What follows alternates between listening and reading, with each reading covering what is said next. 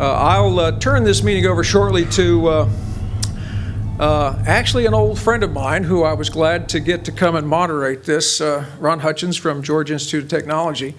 Actually, they've got quite a little development platform over there at Georgia Tech that has some very interesting developments for all sorts of mobile applications across some very complex network configurations.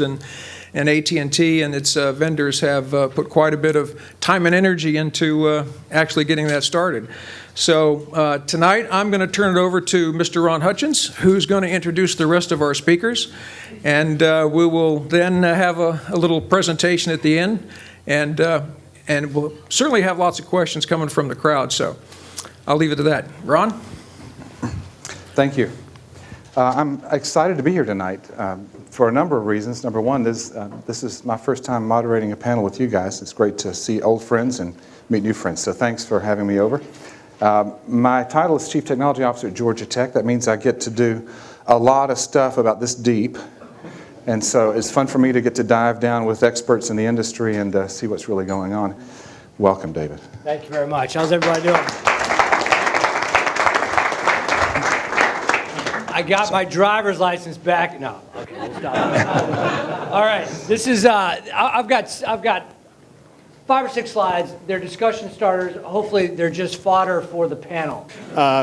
What I do actually is I work very closely with Mike and Jim, the co-CEOs at RIM, and I spend the majority of my time working with those guys, trying to figure out how we can make the BlackBerry experience different, better, and special. Right, the whole platform. Right now, it's a real battleground here in the United States. Mark, welcome. Thank you. I really need to change that bio. So there's 2 divisions of Motorola, of course. One is the mobile device business, which is the cell phone business, and we're going to split that business off from the division that I'm a part of, which is the enterprise mobility solutions business. That business makes devices and wireless infrastructure both inside and outside the 4 walls for moving and capturing information and moving it to the highest point of utility within the enterprise. We've been around for about 10 years now, really pioneers in the app space. When we first got our start, we were building at the time for Palm OS and Pocket PC, and you had to hot sync and active sync your content onto your device by connecting to a USB cable. So we go way back. We really pioneered the concept of kind of an on-device portal and storing information on the device. We've also pioneered the freemium model, which we've been running for several years now. Thank you for having me as well. Windows Phone 7 was just announced a month ago. We made a lot of announcements over the last 2 weeks. I'm looking forward to talking on the panel with my colleagues here.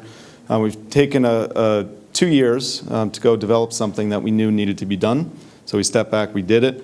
Hopefully everybody's seen the announcements. It's very, very good for end users, really simple for developers, really simple for OEMs, it's one hardware standard, and really simple for 3-screen development. So we have a lot of good things to offer. The good news is, in the time you've been sitting here, 2 new app stores have been announced. So you're in good shape. Whoop, you can call it Whoop, you can call it Hoop, you can call it Whoop, there it is. You take your pick. WHOOP.com. Just remember that.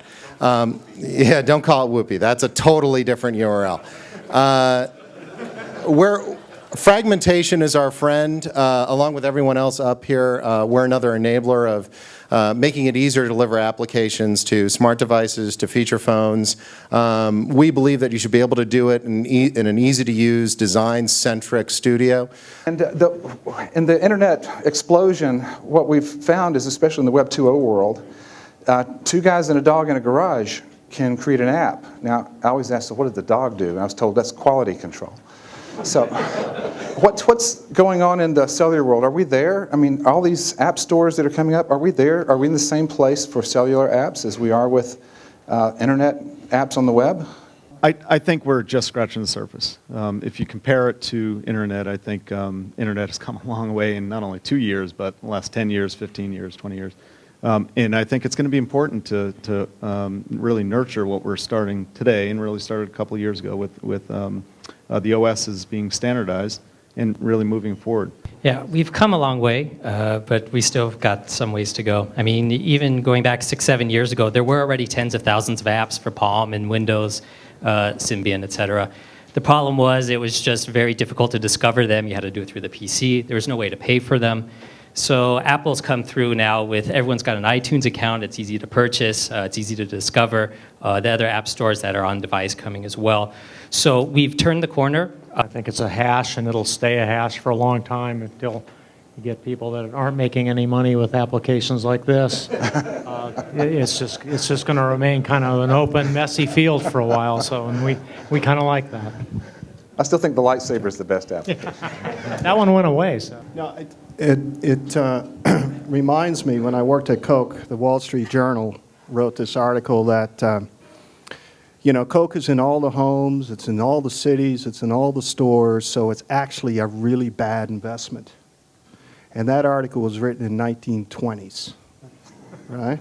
That's where we are with apps, in my estimation. We're just getting started. And apps, when you think about it, what they do is they make the device more useful. The fragmentation is going to continue to exist for a period of time, and this industry is nascent, and you're seeing proliferation of OSs not shrinking yet. I think at some point they are going to shrink. But what is happening underneath the proliferation of OSs is that the awareness of the needs of the developer is so much greater than it was, and the capabilities to address those needs is so much greater in terms of SDK support, API exposure, all the things that developers need, as well as general support. I mean, we are right at the onset of this, and it is about how you dedicate your resources and how you decide which devices are key for you and your audiences, and focusing on your business goals. And that is going to be a little bit of roulette in the next year to 2 years as this is all sussed out. What is fantastic as a developer, and having been both inside carrier environment and outside the carrier environment on product and product management capacities, is that the focus is now a race for you. It's a race for you as a content provider, for you as a marketer, for you as a developer. And I think that's a sea change from where we once were, and it's thanks to faster networks, faster processors, more powerful operating systems. What happens when you get a handset in every person on the globe's hands? What happens next? Are we done? You got 2 handsets. Oh. I think it's more than just a handset in everybody's hand. I think that it's what's the connectivity in the clothes that you're wearing? What's the connectivity in the watch that you're wearing? What's that feedback going from that watch to your screen in terms of monitoring your health, disease management? I mean, when we say we're just scratching the surface, we're really not kidding. I mean, the ability to wirelessly enable everything and then aggregate that data and make sense of that data in intelligent ways for human insight and for problem solving, I think we're just seeing the beginning of it. Anybody see this? I love the picture. It's the Matrix on Apple and Google. It's great. So the interesting question to me, and probably I may ask one more, but this one I think is an interesting one I'd love to hear some discussion on.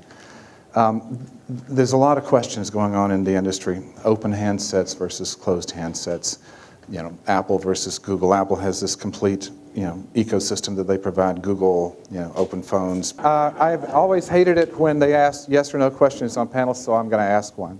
So the video. Is video the killer app, or is it going to kill our networks? Yes or no? I think it's both. It's both. No, not yet. Not yet. Yes. Both. Killer app ultimately won't kill the network. I agree with what he said. Killer app will not kill the network. Thank you, gentlemen. All right, we're going to wrap it up. Let's give our panelists a good round of applause tonight.